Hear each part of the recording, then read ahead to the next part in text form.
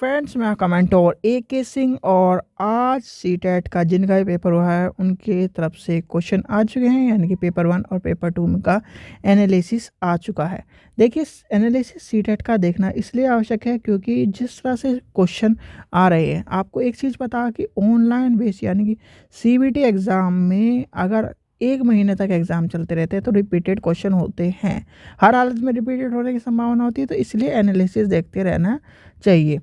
बहुत से जो 9, 10 और जो कल का पेपर रहा है यानी कि 12 का, उसमें से आज के पेपर में बहुत सारे क्वेश्चन मिले हैं और बच्चों को एनालिसिस से मदद भी मिली है। तो इसलिए आप सब एनालिसिस देखकर तभी जाएं और अपना ओल्ड पेपर को भी करते रहें।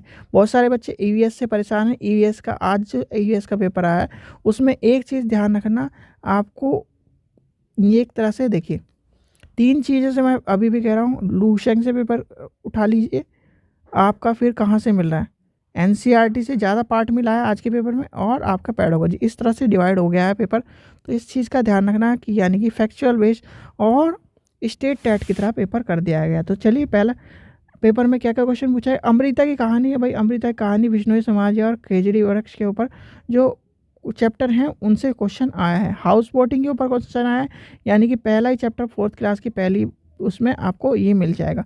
बंगाल की खाड़ी से संबंधित आपको क्वेश्चन मिला है। देखिए, अरब सागर और बंगाल की खाड़ी के जो स्टेट यहाँ के स्टेट है और यहाँ के स्टेट है, उन्हें रट लीजिए, घोट के पी जाइए, वो पूछे जा रहे हैं। तो ये क्वेश्चन आया है बंगाल की खाड़ी से।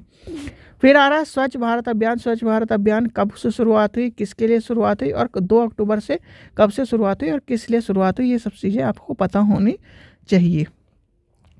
जीन पियाजे से संबंधित प्रश्न आ रहे हैं, तो यानी कि जीन पियाजे को रोज प्रश्न आ रहे हैं, तो जीन पियाजे और वाइगोत्स्की से संबंधित प्रश्न आ रहे हैं।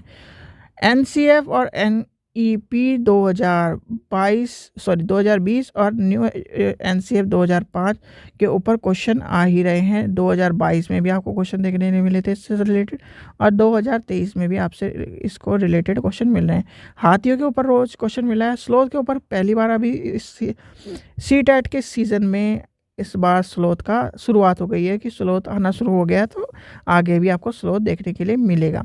पोचमपल्ली के ऊपर जो आ रहा है क्वेश्चन वो भी देखने के लिए मिला है। दिशा से संबंधित रोज क्वेश्चन देखने के लिए मिला है, तो दिशा से संबंधित ध्यान रखना। अलवर जिले से संबंधित एक क्वेश्चन मिला है, अलवर जिले से, पर बच्चे ने पूरा नहीं बताया अलवर जिले से क्या संबंधित क्वेश्चन है, तो जितने मैसेज किया गया है उतना ही मैसेज आपको बता देगा। वाइगोत्स्की से संबंधित क्वेश्चन आया है, जेंडर संबंधित प्रश्न आए हैं, इंटर पर्सनैलिटी संबंधित क्वेश्चन आया, रूढ़िबद्धता से क्वेश्चन है, रूढ़िबद्धता से मिलते ही बच्चे कह रहे हैं कथन और कारण के क्वेश्चन उनका पीछे नहीं छोड़ रहे हैं, तो यानी कथन और कारण का आप अपने माइंड को पहले ही सेट करके देखिए। कथन और कारण कोई बड़ी बात नहीं है। पहला थोड़ा सा अगर आपको समझ ना आए तो पॉजिटिव में आंसर लगाना, यानी कि राइट में ज़्यादा आंसर लगाना, ठीक है। और एक चीज़ अभी मैं कह रहा हूँ, जो ऑप्शन आ रहे हैं वहाँ बच्चे ये कह रहे हैं 1 2 3 4 ऐसे नहीं आ रहे, वहाँ पे 3 4 2 1 आ रहा है, किसी में 4 3 1 2 आ रहा है। तो आपका बहुत सारे बच्चों का इस चीज़ में गड़बड़े हो रही हैं, तो वो परेशान हो रहे हैं, तो इस चीज़ का ध्यान रखें। चलिए अभी मैं उसके बारे में बता दूंगा। तो बहु भाषा के ऊपर क्वेश्चन आ रहा है, गोलकोंडा के ऊपर प्रश्न आ रहा है, निपुण भारत यानी निपुण भारत के ऊपर क्वेश्चन आ रहा है। और चलिए आगे, प्रत्यय संबंध का है, संधि विच्छेद से संबंधित है, विकास किस तरह के ऊपर क्वेश्चन आ रहा है, पर्यायवाची संबंधित है, अधिगम से संबंधित आ रहा है, मालाओं से संबंधित आ रहा है, मन को संबंधित क्वेश्चन आ रहे हैं। इस तरह क्वेश्चन आपको मिलने, उत्पादक कौशल से संबंधित क्वेश्चन मिले हैं, यानी कि EVS थोड़ा सा हार्ड टफ चलता जा रहा है। इस तरह ग्राफ चल रहा है, हार्ड टफ ये चल रहा है, वही पिछली बार का ट्रेंड चल रहा है। पेपर 2 में देखते हैं। पेपर 2 में न्यू एजुकेशन पॉलिसी और NCF आपका पीछे नहीं छोड़ेगा, चाहे कभी भी चले जाओ, चाहे आप KVS की तैयारी करेंगे उसमें भी आपको मिलेगा ही मिलेगा। प्याजे से संबंधित क्वेश्चन है, वाइगोत्स्की से संबंधित क्वेश्चन मिला है, तो यानी प्याजे और वाइगोत्स्की पीछे नहीं छोड़ रहे हैं।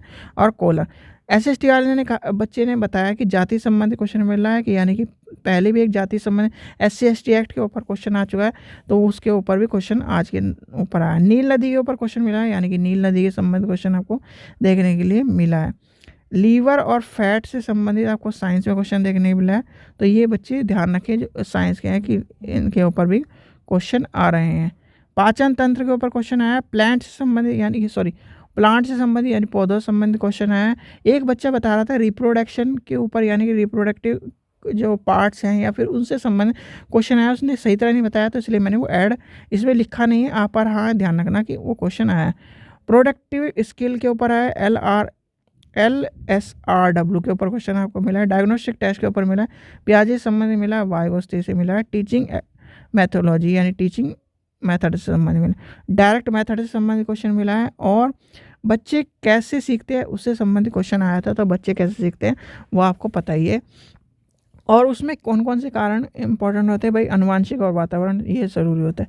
भाषा से संबंधित प्रश्न है। कथन और कारण के क्वेश्चन आपको देखने के मिल रहे हैं पेपर 1 में भी, पेपर 2 में कथन और कारण का क्वेश्चन मैं आपको भी बता दूंगा। शॉर्ट वीडियो जरूर देखिए, उसके मैं आपको एक सॉल्यूशन टिप बता दूंगा। सामाजिक रचनात्मक ZBD संबंधित है। पाठन कौशल से संबंधित है। लेजर लेंस और लेजर आपको याद रखना, लेंस से संबंधित क्वेश्चन मिला है और दूरी संबंधित क्वेश्चन देखने को मिला है। तो यानी कि ये क्वेश्चन आज के जो पेपर आया 13 तारीख का एनालिसिस में पेपर 1 और पेपर 2 का आपको एनालिसिस मिल गया।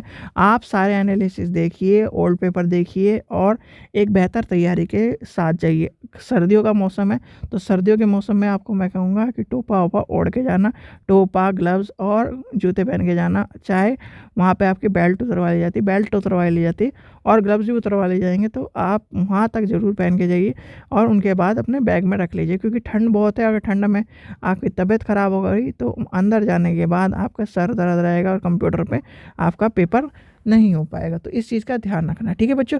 आशा करता हूँ आपको वीडियो पसंद आई हो। वीडियो ज़्यादा से ज़्यादा उनको शेयर कर दें जिनका पेपर होने वाला है कल परसों में, यानी कि आने वाले दिनों में पेपर होने वाला, तो उनको ये जो एनालिसिस है वो शेयर कर दें जल्दी जल्दी, जिससे उनका भला हो जाए। ठीक है बच्चों, थैंक यू।